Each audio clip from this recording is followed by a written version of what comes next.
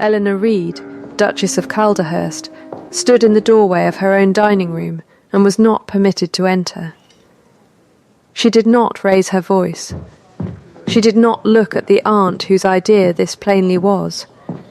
She did not let her hands shake, though there was nothing in them to occupy them, which was its own kind of exposure.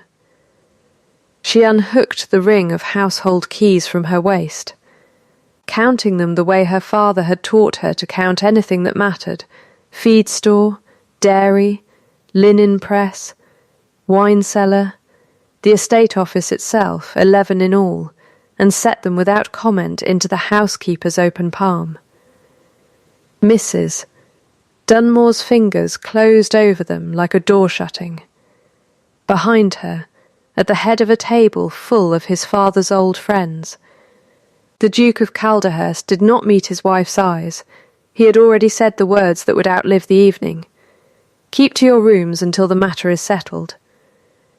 By the time the snow came, every one of those keys would sit again at her waist, and he would be the man standing in her doorway, asking, humbly, to be let in. The spring before had come to Calderhurst the way it always came to that particular stretch of chalk downland, late and grudging, and then all at once, and it had brought with it a bride nobody in the county had troubled to learn much about. Eleanor Winslow, 24, was the daughter of a land agent who had managed 3 neighbouring estates well enough that his employers wept, genuinely, at his funeral, and who had left his only child nothing but a good name, a head for figures, and a habit of writing everything down. She had come to the marriage with a dowry precisely large enough to save Calderhurst's drainage scheme, and not 1 shilling more. And she had understood the arithmetic of that from the first hour. It was not spoken of as love, it was spoken of, by everyone including the Duke himself, as sense. The dukedom needed an heir, the estate needed capital. She needed a name that would let her stop watching other families' houses run smoothly, while her father's employers forgot, gently and completely, that anyone had done the work. She had not expected warmth, so its absence did not surprise her. What surprised her, in the first months, was how much of the marriage was invisible labour performed for an audience that did not know it was happening. She corrected the housekeeper's linen inventory without being asked, and without being thanked.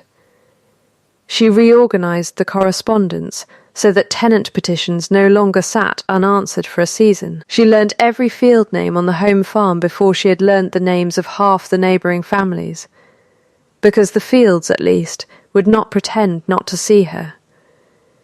Julian Reed noticed none of it, or gave no sign of noticing, and she filed the noticing away in the same place she filed most things that could not yet be used. A drawer at the back of her mind, shut, but not locked. Labelled for later. He was not cruel to her. That was the complication she turned over most often in the small hours. He was punctual, correct, financially generous in the ways that cost him nothing to be, and entirely, immovably absent from any room in which something might be asked of him beyond civility. His aunt, Lady Priscilla Halloway, had run the household books since before Eleanor's arrival, and continued to run them after, and Julian deferred to her in matters domestic with the relief of a man handing off a weight he had never wanted to carry.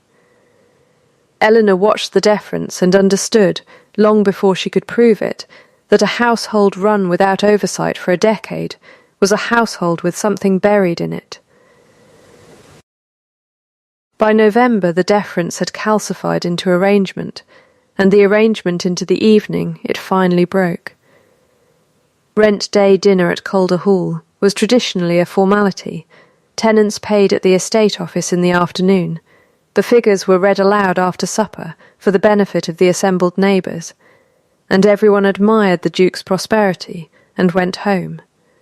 Eleanor had spent 3 weeks, unasked, cross-checking the reed figures against what she had heard directly from tenant wives at the dairy and the well, women who spoke to her because she had troubled to learn their names. The numbers did not match. She raised it once, quietly, at the table, meaning to hand her husband a private correction he could act on in his own time. Lady Priscilla's face did not move, which was itself an answer. Julian's did. He set down his glass with a sound too sharp for the room, and said, in front of 9 guests and both his aunt and his cousin, that he had not married an accountant, that a wife's task was the succession and not the sums, and that she would keep to her rooms until she remembered which of the 2 he required. It was, she thought later, the particular cruelty of a man who has just been made afraid in front of witnesses, and does not yet know how to be afraid without also being cruel. She had asked no questions that night that were not owed answers. That was the part he would spend a year understanding. She did not weep in her rooms. She sat by the cold grate for exactly 11 minutes, which was the number of keys she had surrendered, and therefore, she decided, the number of minutes grief was permitted to have from her. And then she rose, lit a single candle, and began a list. Not of her husband's failings. She had no use for a document that indicted a man without also instructing her, but of what remained hers, regardless of what he took. Her name, which was old and clean. Her father's methods, which lived in her hands whether or not anyone had given her leave to use them. The friendship of women in the village who owed her nothing and liked her anyway. She wrote until the candle guttered, and what she thought, setting down the pen, was simple and without drama. All right. Then, we will do it the long way. Her first ally arrived the following morning, in the shape of a bent, weather-cured man, named Josiah Pruitt, who had been land steward at Calderhurst for 31 years, and had known her father slightly, admired him greatly, and had watched the last decade of ledger-keeping with an unease he had never found anyone worth voicing it to. He came to her sitting-room door under the pretence of a boot repair bill requiring her signature, and stood turning his hat in both hands the entire visit, which she noted and filed. Your father, he said, kept 2 sets of eyes on every farm, one from the office, one from the gate. Nobody's kept the gate eyes since he left the county. He was not a man given to speeches, and having made the longest one of his year, he put his hat back on and left her with nothing more than that. It was, she understood, an offer. The keeping to her rooms was, in practice, a fiction maintained more by Lady Priscilla's satisfaction than by any lock. Eleanor could still walk the gardens, still receive callers her husband had not expressly forbidden, still write letters, and it was through this narrow, grudging latitude that she began her first real campaign. A tenant farmer named Ackley had lost half a barn roof in the October gales, and had been told by the estate office that repairs would wait until spring, an answer that would cost him lambing stock he could not afford to lose. Eleanor could not authorise repairs. She had no keys, no signature that meant anything to the office, no standing at all. What she had was Pruitt's gate eyes, a working knowledge of timber costs from 3 years watching her father negotiate them, and a notebook. She totalled the cost of losing Ackley's lambs against the cost of the repair itself, wrote both figures in a hand she made deliberately plain and legible, and sent the comparison not to her husband, who would not read it, but to the solicitor, Miss Edward Farrow, a precise procedural man who had handled Calderhurst's business for 20 years and answered documents on their merits regardless of who had signed them. Farrow authorised the repair within 2 days on the strength of arithmetic alone. Ackley's roof was mended before the frost set hard. Word of who had done the reckoning moved through the tenantry the way water moves downhill, finding every low place without being told to. It was not the last such reckoning.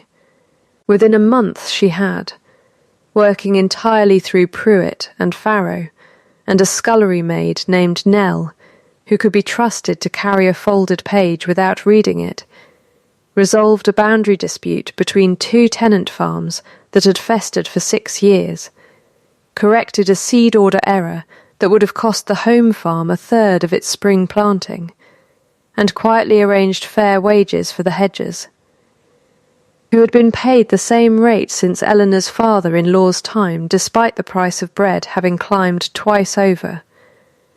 None of it bore her name in any document a stranger would recognise.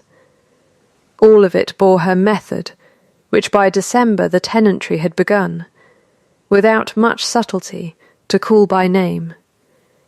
Julian noticed the roof before he noticed his wife.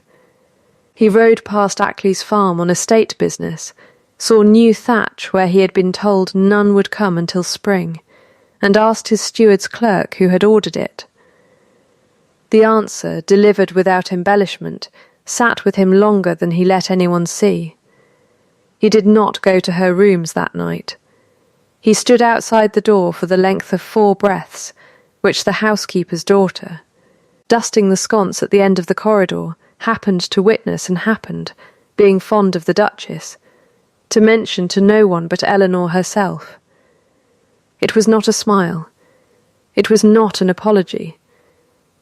It was, Eleanor thought when she heard of it, the particular stillness of a man doing arithmetic he dislikes and cannot make come out any other way than the one he is avoiding. The second trial came in January, with the fever that moved through the tied cottages on the estate's eastern edge, and killed nothing worse than a fortnight's peace, though it might easily have killed more. Eleanor organised the response from her rooms with a discipline that startled even Pruitt: broth rotations, a quarantine line drawn on paper before it was drawn on the ground, a request to Farrow for medicine funds that she justified, unasked, with a projected cost of replacing 3 tenant families outright against the far smaller cost of nursing them through. Julian rode out to the cottages himself this time, having heard by then enough to be curious, and found his wife's handwriting on instructions the housekeeper was following, without any apparent awareness of whose hand had written them.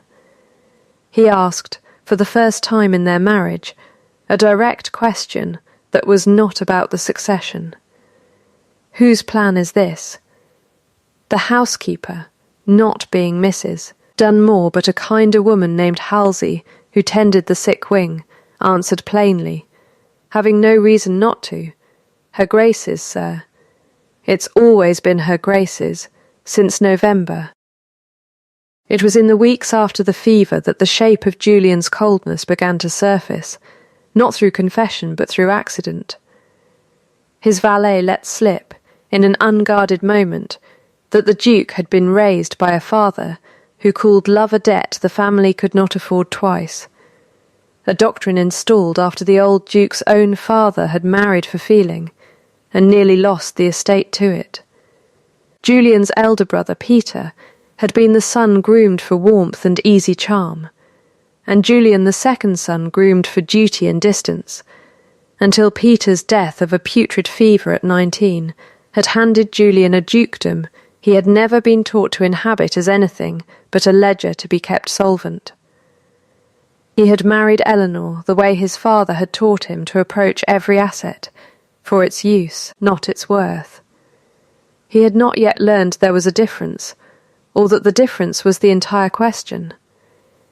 The county, meanwhile, had begun its own slow recalibration, the kind that moves through a district the way frost moves through a field, invisible until the whole surface has changed.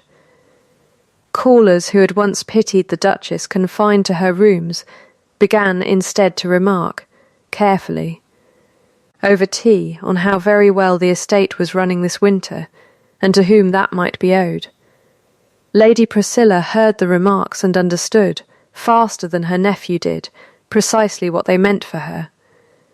The unlock came on a night in late January, and it did not come as a twist. It came as a knock.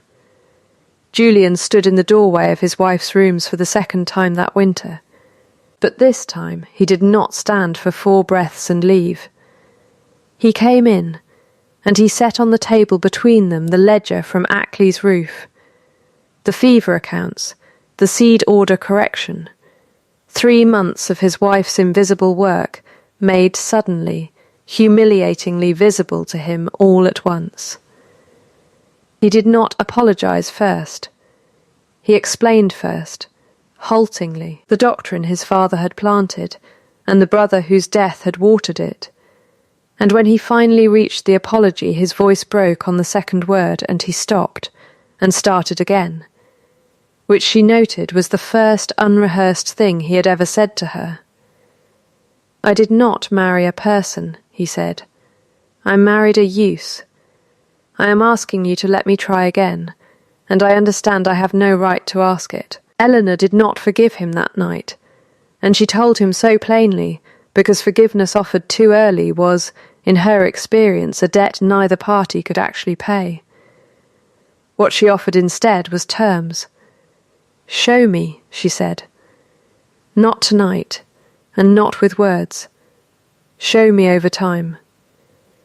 She reached into the small locked drawer where she had, months before, begun keeping a second set of household keys cut quietly through Pharaoh's discretion, and set the ring on the table between them. Not a return, not yet, but a showing of what could be restored if he proved himself capable of restoring it honestly. He looked at the keys for a long moment. "All right," he said. "All right then," she answered, and something in the room recalibrated that neither of them named aloud. It was Pruitt, 3 days later, who brought her the document that would break the year open.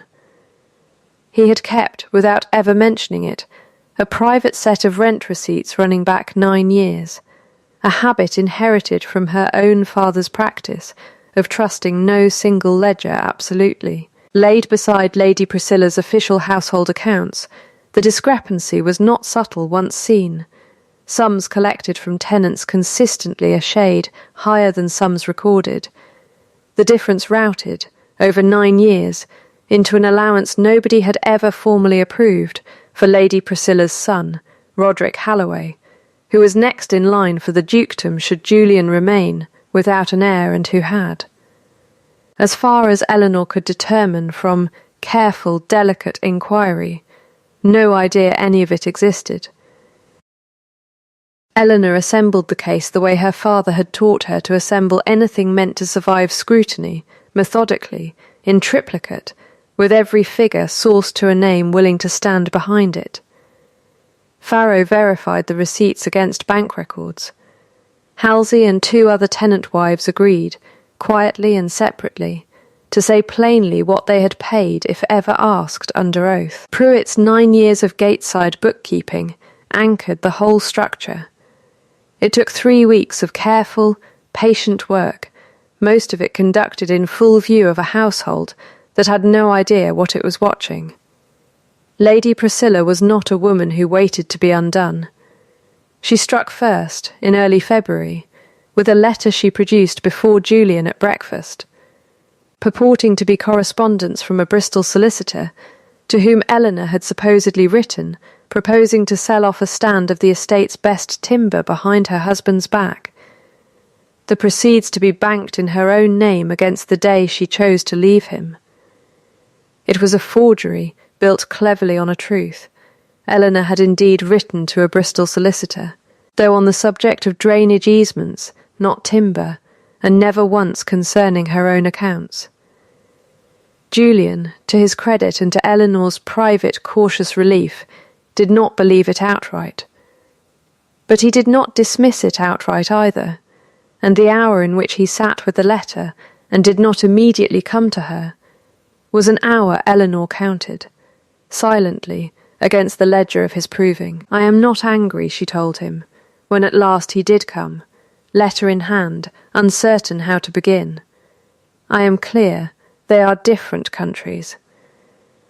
He asked her plainly whether it was true.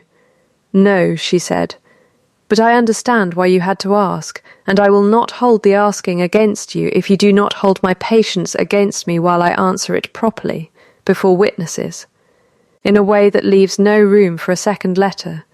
The proper answering came at the 12th night gathering, which Calder Hall had hosted every year of the old Duke's life, and which Julian, this year, agreed at Eleanor's quiet insistence to hold not merely for the county, but for every tenant family on the estate, with the annual rent reading moved from a private formality to an open accounting before the full room.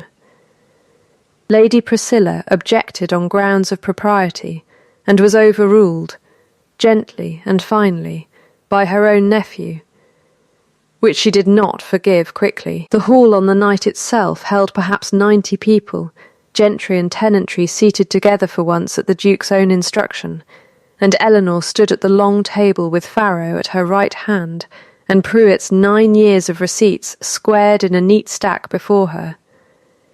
She did not raise her voice to begin. "There has been a question," she said, "about whether the figures read aloud in this hall each January have told the truth. I should like to answer it tonight, plainly, so that no one need wonder again." She read the official household total first, in Lady Priscilla's own recorded hand. She read, beside it, the sum actually collected, sourced receipt by receipt. She invited, without theatre, anyone in the room who wished to confirm what they themselves had paid to say so aloud, and it was Ackley who rose first, unbidden, cap in his hands, and said in a voice that did not waver that he had paid £4 more than the number just read, every year for 6 years running, and had thought it simply the way of things. 2 more tenants rose after him before she had to ask a second time. The room's turning was audible, a low shifting murmur moving table to table the way a tide moves, quietly, before anyone quite agrees it has moved at all. Lady Priscilla, cornered, reached for the Bristol letter as her last card, producing it before the assembled room as proof of the Duchess's own dishonesty, and it was Farrow, precise and procedural to the last, who asked the single question that ended it.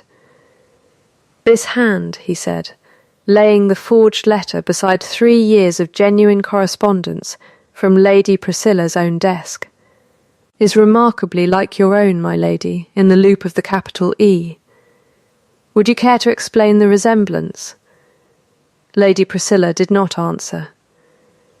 Something behind her composure, which had held through every previous question, finally went out, like a lamp starved of oil rather than blown.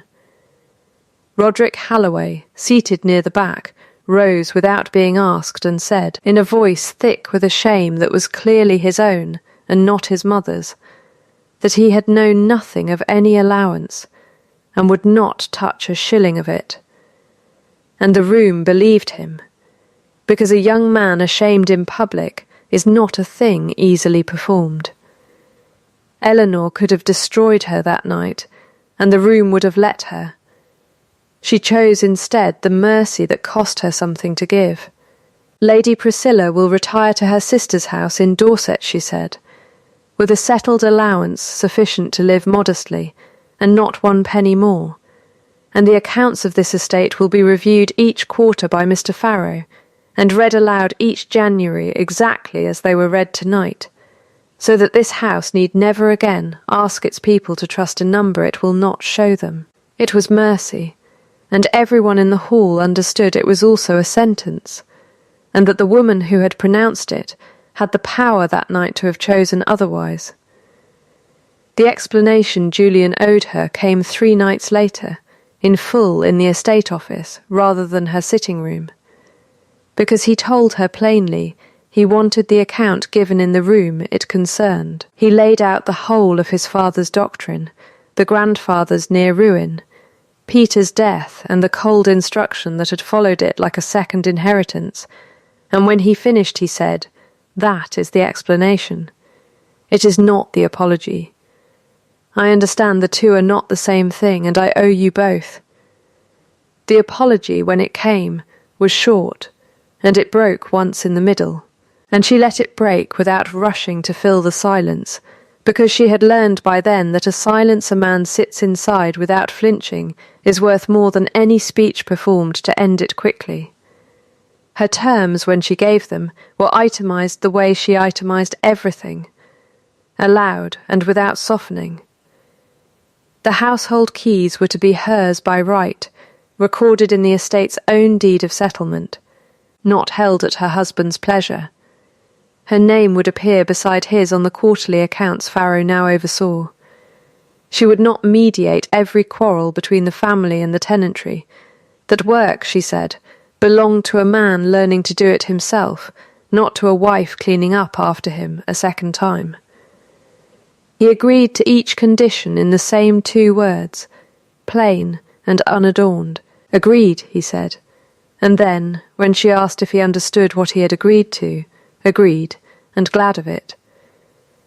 Mrs. Dunmore came to her separately, unprompted, in the week after Twelfth Night, and confessed, haltingly, that she had known more of Lady Priscilla's bookkeeping than she had ever said, and had collected the keys that November night with a clear conscience she no longer possessed. Eleanor heard her out without interrupting, and when the housekeeper finished, asked only one question, whether she meant to serve honestly going forward, and accepted the shaking yes as sufficient, because the style of mercy she had learned from her father was never to demand a debt paid twice.